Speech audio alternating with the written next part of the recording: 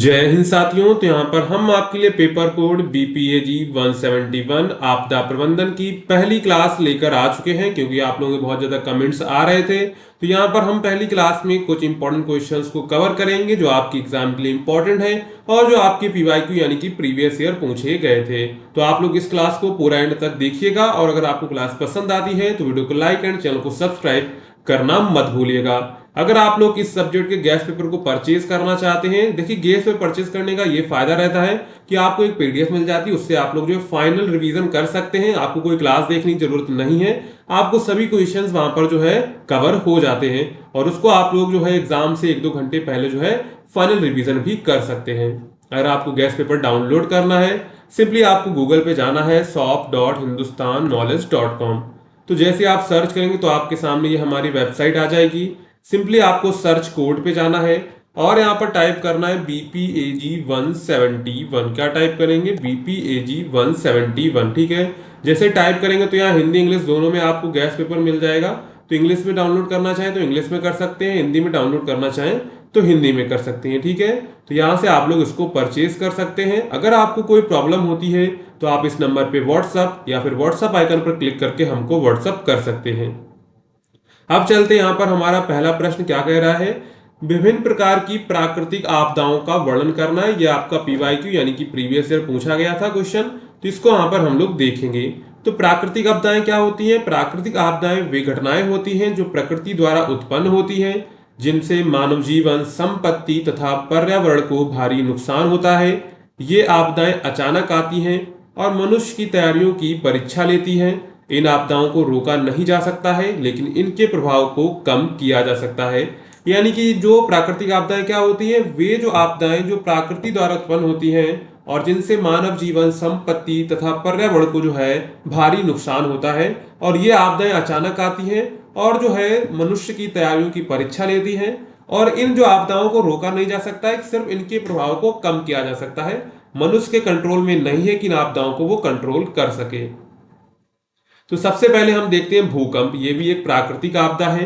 भूकंप पृथ्वी की सतह के नीचे प्लेटों के हिलने से आता है। जब ये प्लेटें आपस में टकराती हैं या खिसकती हैं तो जमीन कांपने लगती है। इससे इमारतें गिर जाती हैं, सड़कें टूट जाती हैं और जान माल का भारी नुकसान होता है। भूकंप का मापन रिएक्टर स्केल पर किया जाता है। अगर इसकी तीव्रता 6 या इससे अधिक है तो यह काफी नुकसानदायक हो सकता है। भूकंप क्या होता है? जो जो पृथ्वी है पूरी प्लेटों से मिलकर बनी, अगर प्लेटें एक दूसरे टकराती हैं तो क्या होता है? भूकंप आता है, या फिर खिसकती हैं तब भी भूकंप आता है। इसके बाद है बाढ़। तो ये भी एक प्राकृतिक आपदा है। बाढ़ तब आती है जब नदियों, तालाबों या झीलों का पानी अपनी सीमाओं को पार कर आसपास के क्षेत्रों में फैल जाता है। अधिक वर्षा, बांध टूटना या ग्लेशियर पिघलना इसके मुख्य कारण हैं। बाढ़ से फसलें बर्बाद हो जाती हैं, घर डूब जाते हैं और लोगों को पलायन करना पड़ जाता है। यह जल जनित बीमारियां फैलने का कारण भी बनती है। यानी कि जब बाढ़ आती है तो जल से जो होने वाली बीमारियां हैं वो भी होती हैं। लोगों को फसलें बर्बाद हो जाती हैं, घर भी डूब जाते हैं और लोगों को घर से पलायन करना पड़ता है। इसके बाद है तूफान, जिसे हम लोग साइक्लोन, हरिकेन या टाइफून कहते हैं। तो तूफान एक बहुत तेज हवा होती है जो समुद्र की सतह पर गर्म हवा के कारण बनती है। यह हवा बहुत तेजी से गति से घूमती है और अपने साथ जो है भारी बारिश, आंधी और समुद्री लहरें लाती है। तूफान से पेड़ उखड़ जाते हैं, मकान टूट जाते हैं और जनधन की हानि होती है। भारत में फैनी, तितली जैसे कई तूफानों ने भारी तबाही मचाई है। इसके बाद यहाँ पर देखते हैं सूखा। तो सूखा भी एक प्राकृतिक आपदा है। जब किसी क्षेत्र में लंबे समय तक बारिश नहीं होती है या जल स्रोत सूख जाते हैं तो वहां सूखा पड़ता है। सूखे की वजह से खेती नहीं हो पाती है, पानी की कमी हो जाती है और लोगों को पलायन करना पड़ता है। पशु और पक्षी भी इससे प्रभावित होते हैं।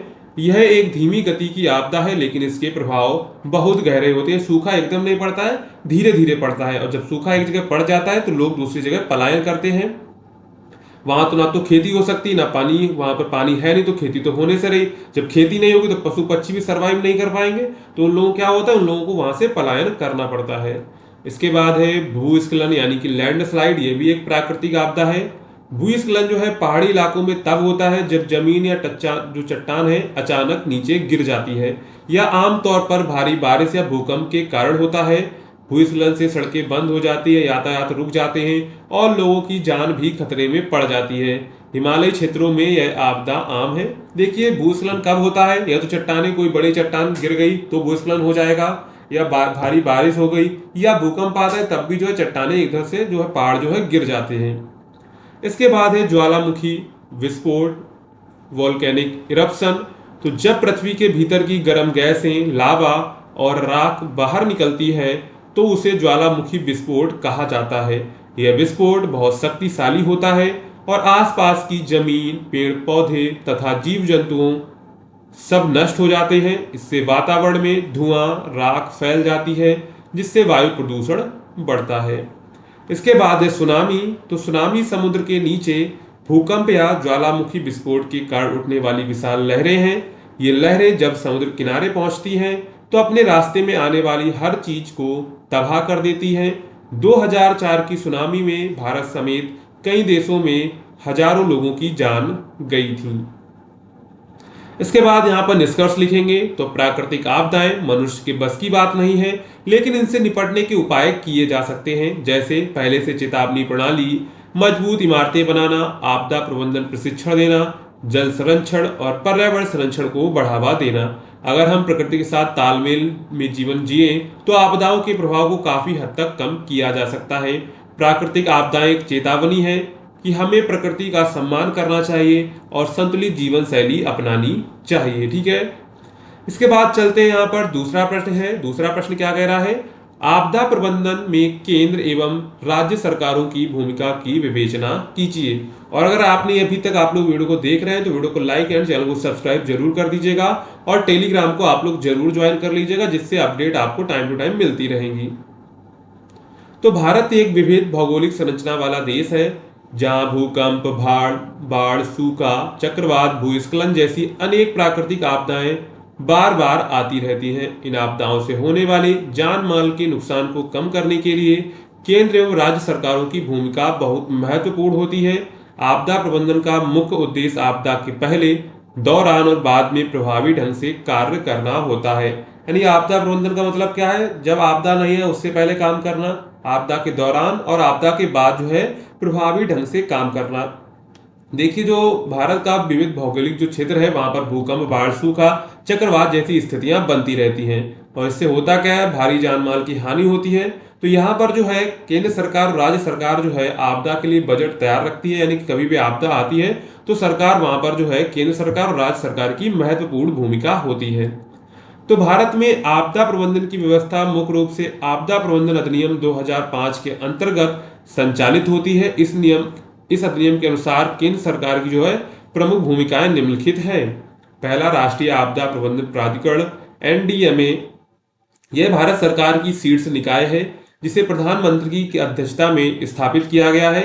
एनडीएमए की प्रमुख जिम्मेदारियां हैं आपदा से निपटने के लिए राष्ट्रीय स्तर की नीतियां और योजनाएं बनाना, विभिन्न मंत्रालयों, विभागों और एजेंसियों के साथ समन्वय करना, राज्यों को मार्गदर्शन और सहायता प्रदान करना इसकी जिम्मेदारी है। इसके बाद है राष्ट्रीय कार्यान्वयन एजेंसियां, national disaster response force NDRF. यह बल आपदा के समय राहत और बचाव के कार्यों के लिए प्रशिक्षित होती है।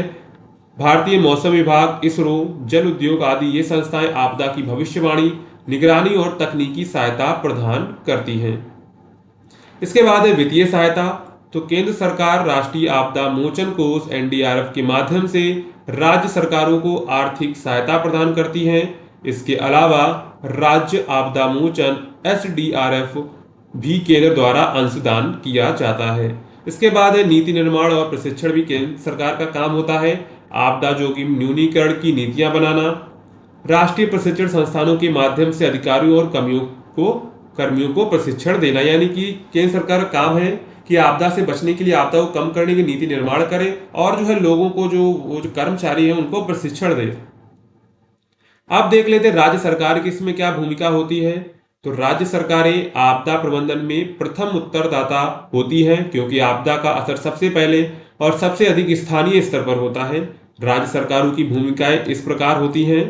सबसे पहली भूमिका क्या है, राज्य आपदा प्रबंधन जो है प्राधिकरण एसडीएमए हर राज्य में मुख्यमंत्री की अध्यक्षता में यह प्राधिकरण गठित होता है जो राज्य में आपदा प्रबंधन की नीति और योजना तैयार करता है। यानी कि हर राज्य में क्या होता है, राज्य आपदा प्रबंधन प्राधिकरण होता है जो सारे जो है कानून बनाता है, और ये जो है मुख्यमंत्री की अध्यक्षता में गठित होता है। ठीक है। इसके बाद है जिला स्तर पर प्रबंधन। तो प्रत्येक जिले में जिला आपदा प्रबंधन प्राधिकरण होता है जिसके मुख्य प्रमुख अधिकारी जिला अधिकारी होते हैं। यह निकाय जिला स्तर पर राहत, पुनर्वास और बचाव कार्यों को संचालित करता है। यानी कि अगर कहीं किसी जिले में आपदा आती है, सबसे पहले किसको सूचित किया जाएगा, जिला आपदा प्रबंधन को। अगर उनसे नहीं संभलता है फिर जाएगा राज्य आपदा प्रबंधन प्राधिकरण के पास। ठीक है। इसके बाद स्थानीय निकायों की भूमिका। तो पंचायत, नगर पालिका, अन्य स्थानीय संस्थाएं भी आपदा प्रबंधन में भाग लेती हैं। ये संस्थाएं लोगों को जागरूक करने, राहत सामग्री बांटने, सुरक्षित स्थानों की व्यवस्था करने आदि में मदद करती हैं। इसके बाद है राज्य आपदा प्रतिक्रिया बल यानी कि SDRF। तो कुछ राज्यों में अपनी आपदा प्रतिक्रिया टीमें गठित की हैं जो NDRF की तरह काम करती हैं। इसके बाद है स्वास्थ्य, पेयजल और पुनर्वास कार्य। तो राज्य सरकारें प्रभावित क्षेत्रों में सेवेर, सुरक्षित पेयजल की व्यवस्था, क्षतिग्रस्त घरों और सड़कों की मरम्मत, मुआवजे का वितरण जैसे कार्य करती है। इसके बाद है समन्वय की आवश्यकता। केंद्र और राज्य सरकारों के बीच समन्वय बहुत आवश्यक है क्योंकि आपदा प्रबंधन बहुआयामी कार्य है जिसमें कई विभागों की भागीदारी होती है। केंद्र नीति के और संसाधन उपलब्ध कराता है जबकि राज्य उन्हें जमीनी स्तर पर क्रियान्वित करता है। देखिए, अगर कोई राज्य में आपदा आती है तो केंद्र सरकार, राज्य के पास अगर पैसा नहीं है तो केंद्र ही पैसा देगी। अगर केंद्र के साथ आपके जो समन्वय नहीं है तो केंद्र सरकार भी पैसा देने से मना कर देगी। तो इसका जो खामियाजा है राज्य सरकार को भुगतना पड़ता है। तो ये याद रखें, केंद्र सरकार और राज्य सरकार के बीच जो है समन्वय होना अति आवश्यक है। एकीकृत कमांड प्रणाली, सूचना तकनीकी और संचार नेटवर्क का साझा उपयोग आपदा प्रबंधन को प्रभावी बनाता है। इसके बाद है निष्कर्ष। तो आपदा प्रबंधन एक सामूहिक प्रयास है जिसमें केंद्र सरकार नीति और संसाधन प्रदान करती है और राज्य सरकारें स्थानीय स्तर पर जो है क्रियान्वयन करती हैं। दोनों के बीच सहयोग और समन्वय से ही आपदाओं से होने वाले नुकसान को कम किया जा सकता है और एक सुरक्षित समाज का निर्माण संभव है। इसके बाद चलते हैं, यहाँ पर हमारा तीसरा प्रश्न है। तो तीसरा प्रश्न क्या कह रहा है, पुनर्निर्माण गतिविधियों के लिए धन प्रबंधन का वर्णन कीजिए। तो पुनर्निर्माण गतिविधियां क्या होती हैं, जब आपदा घट जाती है इसके बाद जो शुरू होती है घटनाएं, यानी कि मरम्मत करना। अगर मान लीजिए भूकंप आया तो जो घर वगैरह टूटे हैं तो उनको मरम्मत करना जो है पुनर्निर्माण कहलाता है। तो पुनर्निर्माण गतिविधियां प्राकृतिक आपदाओं जैसे भूकंप, बाढ़, तूफान, युद्ध, दंगे या अन्य किसी बड़ी आपदा के बाद शुरू होती है। इन गतिविधियों का मुख्य उद्देश्य प्रभावित क्षेत्रों को फिर से बसाना, बुनियादी ढांचे को ठीक करना और लोगों को सामान्य जीवन में वापस लाना होता है। इस पूरी प्रक्रिया में बहुत अधिक धन की आवश्यकता होती है, इसलिए पुनर्निर्माण कार्यों के लिए धन प्रबंधन जो है का बहुत महत्वपूर्ण होता है। यानी कि जो फंड मैनेजमेंट है इसके लिए बहुत जरूरी है। देखिए, कहीं भी आपदा आती है तो उसके लिए सबसे इंपॉर्टेंट क्या है, फंड, मतलब कि मनी। अगर पैसा नहीं होगा तो सारी व्यवस्थाएं नहीं हो पाएंगी। तो पुनर्निर्माण के लिए धन की आवश्यकता। तो जब कोई आपदा आती है तो कई चीजें नष्ट हो जाती, जैसे सड़क, पुल, स्कूल, अस्पताल, घर, बिजली, पानी आदि की व्यवस्था। इसके अलावा लोगों की आजीविका जैसे खेती, दुकान, उद्योग आदि भी प्रभावित होते हैं। इन सभी को फिर से बनाने के लिए सरकारों, संस्थाओं और समुदायों को मिलकर काम करना पड़ता है और उसके लिए बड़ी धनराशि की जरूरत होती है। तो धन के जो है मुख्य स्रोत कौन कौन से हैं वो देख लेते हैं। तो सबसे पहले तो सरकारी सहायता। केंद्र और राज्य सरकारें आपातकालीन राहत और पुनर्निर्माण के लिए विशेष बजट निर्धारित करती हैं। आपदा प्रबंधन कोष जैसे राष्ट्रीय आपदा मोचन कोष NDRF और राज्य आपदा मोचन कोष SDRF से भी धन प्रदान किया जाता है। इसके बाद अंतर्राष्ट्रीय सहायता, यानी कि संयुक्त राष्ट्र, विश्व बैंक, एशियाई विकास बैंक, अंतर्राष्ट्रीय गैर सरकारी संस्थाएं NGOs जरूरत पड़ने पर मदद देती हैं। ये सहायता जो है अनुदान, ऋण या तकनीकी सहयोग के रूप में हो सकता है, वो आपको अनुदान दे दें या फिर आपको लोन के रूप में दें। तो ये सारी सहायताएं जो है अंतर्राष्ट्रीय सहायता की तरफ से मिलती हैं। इसके बाद है गैर सरकारी संगठनों की भूमिका। तो बहुत से NGO पुनर्निर्माण कार्यों में सक्रिय रहते हैं। वे धन एकत्रित करके प्रभावित इलाकों में राहत और पुनर्निर्माण के कार्य करते हैं। इसके बाद है जन भागीदारी और दान। तो आम जनता भी राहत कोष में पैसे दान करती है।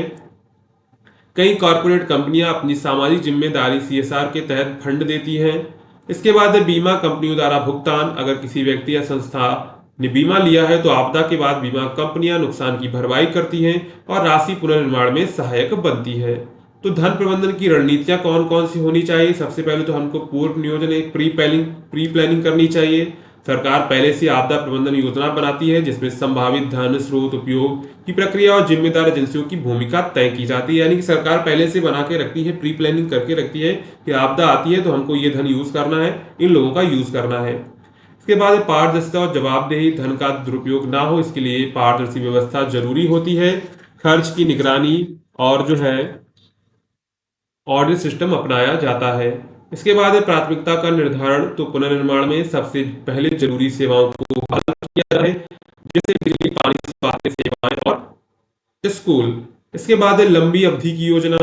सिर्फ इमारतें बनाना ही पर्याप्त नहीं होता, बल्कि ऐसे ढांचे तैयार करना जरूरी होता है जो भविष्य में आपदाओं का सामना कर सके। तो लंबी अवधि की योजना होती है, ठीक है। इसके बाद स्थानीय लोगों की भागीदारी। तो प्रभावित लोगों को जो भी योजना में शामिल करना जरूरी होता है ताकि धन का सही उपयोग हो और उनकी जरूरतों के अनुसार काम हो, ठीक है। इसके बाद यहाँ पर हम लोग निष्कर्ष दे देंगे। तो पुनर्निर्माण एक लंबी और जटिल प्रक्रिया है जिसमें धन का सही प्रबंधन सबसे जरूरी हिस्सा होता है। इसके लिए सरकारी, गैर सरकारी, राष्ट्रीय, अंतर्राष्ट्रीय सभी स्रोत से जो सहयोग मिलता है। धन का पारदर्शी, ईमानदार और योजनाबद्ध उपयोग ही पुनर्निर्माण को सफल बना सकता है। अगर धन का उपयोग सोच समझकर किया जाए तो समाज जल्द ही सामान्य जीवन में लौट सकता है और भविष्य की आपदाओं के लिए जो है अधिक तैयार भी हो सकता है। तो ये आपके जो टोटल यहाँ पर हमने जो है 3 क्वेश्चंस को कवर किया हुआ है जो आपके प्रीवियस ईयर पूछे गए थे। अगर अभी क्लास पसंद आए तो वीडियो को लाइक करिएगा, चैनल को सब्सक्राइब करिएगा। तो चलिए मिलते हैं अगली क्लास में।